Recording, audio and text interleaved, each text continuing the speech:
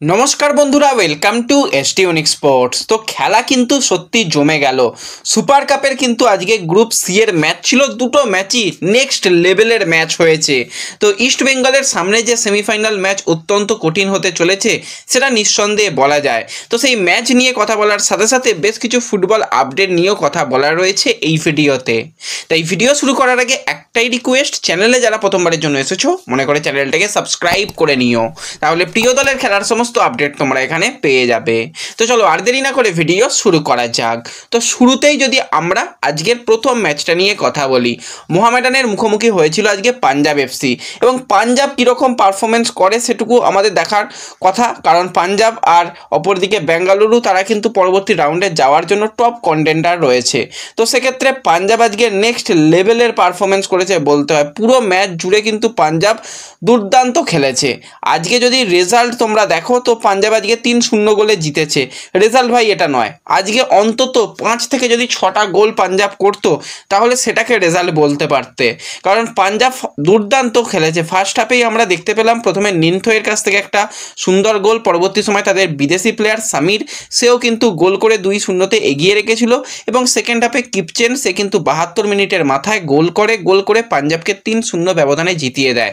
আর আজকে পাঞ্জাবের হয়ে আরও একটা প্লেয়ার, আমার নামটা ঠিক মনে পড়ছে না, সে রাইট উইং পজিশনে খেলছিল, সেই প্লেয়ারটাও দেখলাম ব্রিলিয়ান্ট খেলছিল। তো ওভারঅল কিন্তু পাঞ্জাব সবথেকে ভালো এই মুহূর্তে ছন্দে রয়েছে, এবং পাঞ্জাব তারা দুটো ম্যাচ খেললো, দুটো ম্যাচে কিন্তু তারা দেখতে দেখতে 6টা গোল করে ফেললো। প্রথম ম্যাচেও তারা 3-0 গোলে ম্যাচ জিতেছিল, দ্বিতীয় ম্যাচেও কিন্তু তারা 3-0 গোলে ম্যাচ জিতলো। তো দুটো ম্যাচে 6টা গোল যথেষ্ট, এটা একটা পজিটিভ ব্যাপার।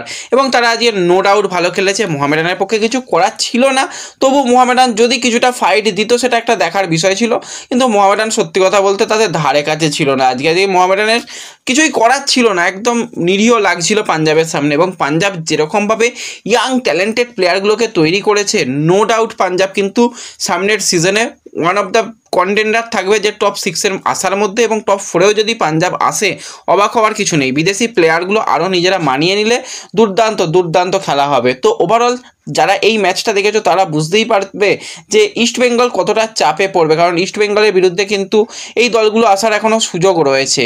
এবং দ্বিতীয় যে ম্যাচটা ছিল সেই ম্যাচটাও কিন্তু আজকে বেঙ্গালুরু দুর্দান্ত খেলেছে। হ্যাঁ, গুরপ্রীত একটা গোল খাইয়ে দিচ্ছিল, কিন্তু সেটাকে যদি বাদ রাখি আজকে কিন্তু 4-0 গোলে গোকুলাম কেরালাকে জাস্ট একদম উড়িয়ে দিয়েছে। সেক্ষেত্রে বলতেই হবে বেঙ্গালুরু।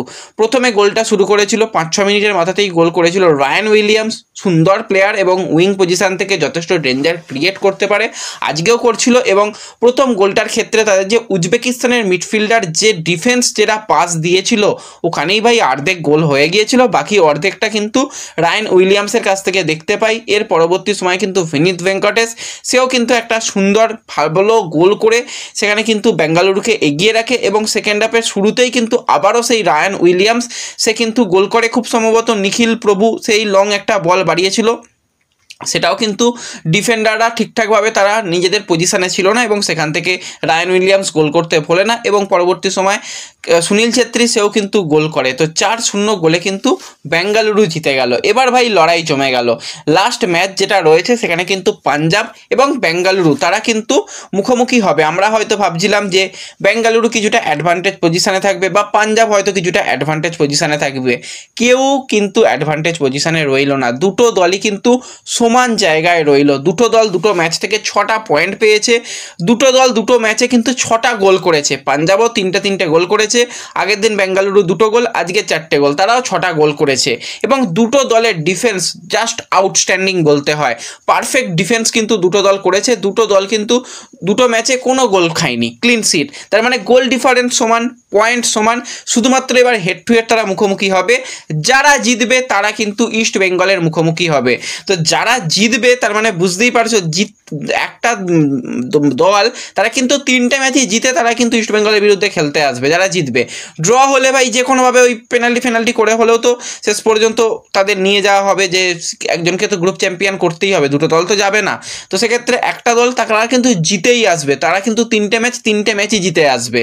আর অপরদিকে ইস্ট বেঙ্গল তারা কিন্তু প্রথম ম্যাচে ড্র, দ্বিতীয় ম্যাচে জয় এবং তৃতীয় ম্যাচে ড্র। সেক্ষেত্রে ইস্ট বেঙ্গল কিছুটা হলেও আমি আমি তো মনে করছি যে একটু অন্য দলের থেকে পিছিয়ে থাকবে, কারণ গ্রুপ সি এর যে দলটা আসবে তারা 3টে ম্যাচ 3টেই জিতে আসবে। সেখানে ইস্টবেঙ্গল একটা ম্যাচ জিতেছে, 2টো ড্র, 5 পয়েন্ট, গোল ডিফারেন্স ভালোর জন্য তারা কোয়ালিফাই করেছে। সেমিফাইনাল অত্যন্ত কঠিন ম্যাচ হবে ইস্টবেঙ্গলের জন্য। আমি তো বলবো যদি আসে পাঞ্জাব তবু একটু ভালো, বেঙ্গালুরু ভাই নেক্সট লেভেলের ডেঞ্জারাস ফুটবল খেলছে, আর এই গ্রুপ থেকে বেঙ্গালুরুই হয়তো গ্রুপ চ্যাম্পিয়ন হয়ে পরবর্তী রাউন্ডে আসবে। তো সেক্ষেত্রে তোমরা বুঝতেই পারছো যে ইস্ট বেঙ্গলের কিন্তু কতটা বড় ম্যাচ, কতটা চ্যালেঞ্জিং ম্যাচ সেমিফাইনাল হতে চলেছে সেটুকু বোঝাই যাচ্ছে। তো এর সাথে সাথে যদি আমরা একটুখানি ইন্ডিয়ান ফুটবলে পরিচিত মুখ, পরিচিত কোচকে নিয়ে কথা বলি, সেটা আর অন্য কেউ নয়, 48 বছর বয়সী Spanish coach Sergio Lobera. Odisha এফসির সঙ্গে 26 সাল পর্যন্ত কন্ট্রাক্ট থাকলেও সেই কন্ট্রাক্ট হয়তো আর কোনো রকমভাবে কার্যকারী হচ্ছে না। ওড়িশা তারা কি প্ল্যানিং কেউ জানে না। ওড়িশা ভাই আদেও দলফল রাখবে না বেচে দেবে সেটাও জানি না। রোহন শর্মা ভাই সোশ্যাল মিডিয়াতে মাঝে মাঝে জেগে ওঠে, তারপর আবার ঘুমিয়ে পড়ে। যাই হোক, রোহন শর্মার কথা যদি আমরা বাদও রাখি, সের্জিও লোবেরার সঙ্গে ম্যানেজমেন্টের আকাশ এবং পাতালের একটা গ্যাপ তৈরি হয়ে গেছে, এবং সেও কিন্তু রিসেন্ট টাইমে যেটা দাবি করছে আমি ফ্রি রয়েছি, এবং সের্জিও কিন্তু ওড়িশা নয়, এবার কিন্তু মোহনবাগান সুপার জায়েন্টের দিকে একটু বেশি ইন্টারেস্ট শো করছে। সের্জিও নিজেও চাইছে, অসুবিধা নেই, মোহনবাগান যদি মলিনাকে স্যাক করে সেই জায়গাতে কিন্তু অবশ্যই সের্জিও তাদের জন্য কিন্তু একটা দুর্দান্ত অপশান হবে। তো সেক্ষেত্রে লড়াই জমে যাবে। মোহনবাগানকে কিন্তু উইন্টারে গিয়ে বেশ কিছু প্লেয়ার চেঞ্জ করতে হবে, কারণ এই যে সের্জিও লোবেরার যেটা সিস্টেম, সেই সিস্টেম একটু আলাদা অন্যান্য কোচেদের তুলনায়। তো এরকম মাথাভারী দল করেও লাভ নেই। মিডফিল্ডে কিন্তু একজন সলিড ডিফেন্সিভ মিডফিল্ডার, একজন পারফেক্ট অ্যাটাকিং মিডফিল্ডার কিন্তু প্রয়োজন। তো সেক্ষেত্রে মোহনবাগান যদি সেই প্লেয়ারগুলো সের্জিও লোবেরাকে দেয় এবং বাদবাকি যারা রয়েছে ঠিকঠাকই রয়েছে, এছাড়া আরও কিছু উইং পজিশানে যদি আপগ্রেড করে, তাহলে কিন্তু সের্জিও লোবেরা জাস্ট মোহনবাগানকে আউটস্ট্যান্ডিং একটা জায়গায় নিয়ে যেতে পারে বলে আমার তো পার্সোনালি মনে হয়। তো সের্জিও লোবেরা এলে ভাই জমে যাবে। একদিকে অস্কার ব্রুজন, অপরদিকে সের্জিও লোবেরা, দুর্দান্ত ডার্বি হবে। তো দেখা যাক শেষ পর্যন্ত যদি এই রকমই হয়। এখনও যদি অনেক নাম নিয়েই কথাবার্তা চলছে, যদি এটা শেষ পর্যন্ত এরকমভাবে অফিসিয়ালের দিকে যায় তাহলে সেটা তো খুবই ভালো হবে। তো মোহনবাগান সমর্থকরা যদি সের্জিও লোবেরাকে তোমাদের কোচ হিসাবে দেখতে চাও, আমাকে কিন্তু কমেন্টে জানাতে কেউ ভুলো না। তো এরপর নেক্সট যে আপডেটটাকে নিয়ে কথা বলবো, আমাদের বাংলার প্লেয়ার, এবং সে কিন্তু দুর্দান্ত সময় কাটিয়েছে ইন্ডিয়ান ফুটবলে, অনেক অনেক ট্রফি জিতে নিয়েছে। 35 বছর বয়সী ভারতীয় গোলকিপার অরিন্দম ভট্টাচার্য। তো সে কিন্তু লাস্ট ইন্টারকাশি হয়ে কিন্তু আই লিগটাও চ্যাম্পিয়ন, সেই চ্যাম্পিয়ন হয়ে কিন্তু এবার ফুটবল কেরিয়ার থেকে অবসর নিল। তার কিন্তু সেই গ্লাভস জোড়াকে সে কিন্তু এবার তুলে রাখলো। সে কিন্তু এটিকে মোহনবাগানের হয়ে সে কিন্তু একটা বেস্ট গোলকিপারের অ্যাওয়ার্ড পেয়েছিল। তার আগে কিন্তু এটিকের হয়ে আইএসএল চ্যাম্পিয়ন, কাপ চ্যাম্পিয়ন, ইন্টারকাশির হয়ে কিন্তু আই লিগ চ্যাম্পিয়ন, এছাড়া বেঙ্গালুরু এফসির হয়ে ফেড কাপ চ্যাম্পিয়ন হয়েছিল। তো 35 বছরেও গোলকিপাররা ঠিকঠাক, অসুবিধা নেই, 36-37-এও খেলতে পারে, কিন্তু অরিন্দম একটু মনে হয় তাড়াতাড়ি ডিসিশন নিয়ে নিল। তো যাই হোক, অরিন্দম দার জন্য কিন্তু আমাদের তরফ থেকে অনেক অনেক শুভকামনা রইল, পরবর্তী তার সময়টা যেন আরও অনেক ভালো কাটে। তো ব্যাস এই ভিডিওতে এই আপডেটগুলোই শেয়ার করার ছিল। ভিডিও ভালো লাগলে লাইক শেয়ার করে দিও, চ্যানেলে প্রথমবারের জন্য এলে সাবস্ক্রাইব করে নিও। দেখা হবে পরবর্তী ভিডিওতে। ধন্যবাদ।